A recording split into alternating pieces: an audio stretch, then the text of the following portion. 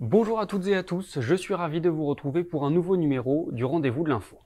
La ville de Reims et le Grand Reims ont décidé de relancer leur dispositif d'aide à l'achat d'un vélo. On en parle dans quelques instants avec Laure Miller, adjointe au maire déléguée à l'écologie. On ira également à Troyes où l'association Les Joyeux Petits Souliers a désormais de nouveaux locaux.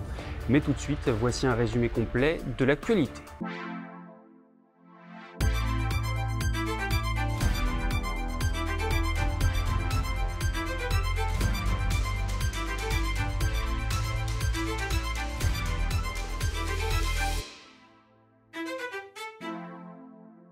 Gino Windasting Fatmi est jugé à partir de ce mercredi devant la Cour criminelle des Ardennes.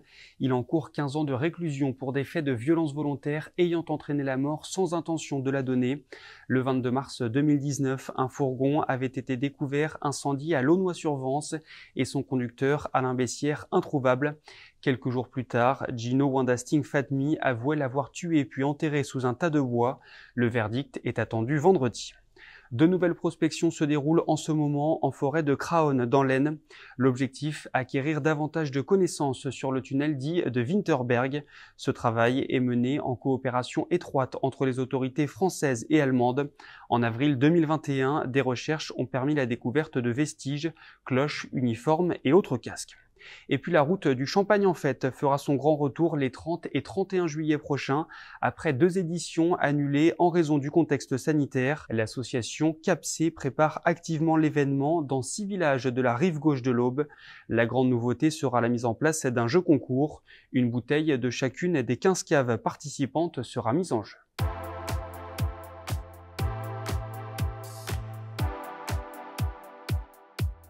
La hausse du prix de l'essence vous donne peut-être envie de changer de moyen de déplacement. Ça tombe bien, la ville de Reims et le Grand Reims ont relancé leur dispositif d'aide à l'achat d'un vélo. On en parle avec Laure Miller, adjointe au maire déléguée à l'écologie. Alors, d'une part parce que ça a très bien fonctionné l'année dernière. On a eu, alors au niveau de Reims et aussi du Grand Reims, puisque les aides sont aussi au Grand Reims, on a eu plus de 1400 dossiers qui ont été déposés. On ne savait pas à quoi s'attendre et donc c'était un résultat très positif. Donc il était évident qu'on allait reconduire le dispositif. Et puis aussi parce qu'on sait qu'il y a un vrai potentiel, en particulier sur le territoire de la ville de Reims.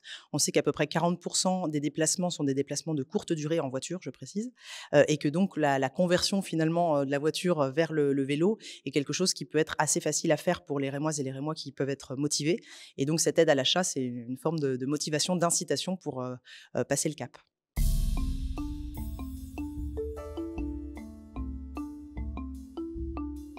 Bien sûr, en fait, ce dispositif, il vient s'ajouter au plan Reims à vélo qu'on a lancé il y a quelques mois, qui est l'objectif très concret de réaliser une sorte de maillage sécurisé sur le territoire de la ville de Reims et donc d'avoir concrètement 11 lignes de vélos qui vont être donc réalisées sur le territoire de la ville et donc pour inciter vraiment les Rémoises et les Rémoises à changer leur mode de locomotion. Et voilà, encore une fois, on sait qu'il y a du potentiel, que beaucoup de gens font des trajets très courts en voiture et qui peuvent donc utiliser plus facilement le vélo, donc ça a de multiples intérêts, mais notamment effectivement un intérêt en termes de qualité de l'air.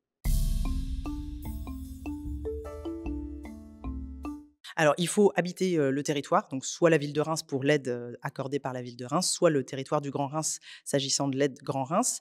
Et puis la deuxième condition, c'est qu'il faut acheter son vélo sur le territoire du Grand Reims. Donc on ne finance pas les vélos qui peuvent être achetés notamment sur Internet. Alors, c'est hyper simple. Il y a 4 documents qu'il faut. En fait, tout se passe sur Internet, sur le site Internet de la ville de Reims et donc du Grand Reims pour l'aide Grand Reims, qui est encore une fois cumulable quand on est rémois. Il y a 4 documents. Il faut évidemment la facture de votre vélo. Ensuite, il faut un justificatif de domicile et puis une pièce d'identité et un relevé d'identité bancaire pour pouvoir bénéficier de l'aide. C'est difficile de voir. On réévalue la situation chaque année. Si on voyait que les dossiers se mettent à diminuer un peu et que finalement ça intéresse un peu moins, on pourrait évidemment réduire la voilure. Mais non, pour l'instant, c'est que la deuxième année, donc on est encore totalement mobilisé sur le sujet. De 50 mètres carrés à près de 400 mètres carrés, l'association d'aide aux enfants ukrainiens Les Joyeux Petits Souliers vient de s'installer dans ses nouveaux locaux à Troyes. La rédaction de l'Est Éclair était sur place.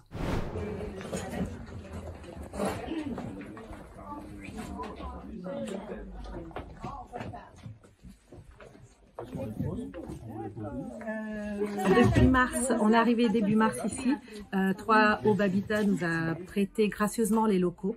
On en a fait un lieu de stockage, mais aussi un lieu où les gens peuvent venir se rencontrer. Alors quand je dis les gens, c'est les Ukrainiens, les familles ukrainiennes. Elles peuvent venir se voir ici, discuter un peu ou travailler, venir trier le linge, faire du tri. Et ces locaux, on en a fait, en fait, les personnes viennent. Ils nous apportent des dons.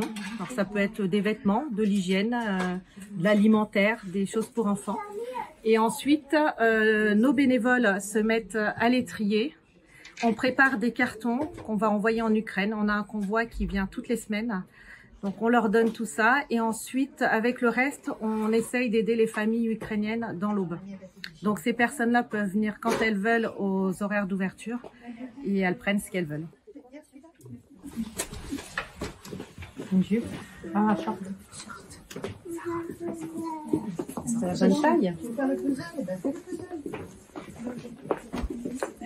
Ah, ça change tout parce que la première fois, on avait quand même une salle de 50 mètres carrés. Aujourd'hui, on a 400 mètres carrés. Donc, effectivement, on a de la place, on peut stocker. On fait aussi appel aux dons de meubles parce qu'il faut savoir que nos familles ukrainiennes, par un moment, vont être obligées d'aller dans les logements. Et dans les logements, ils sont pas meublés. Donc là, on va commencer aussi à demander des dons.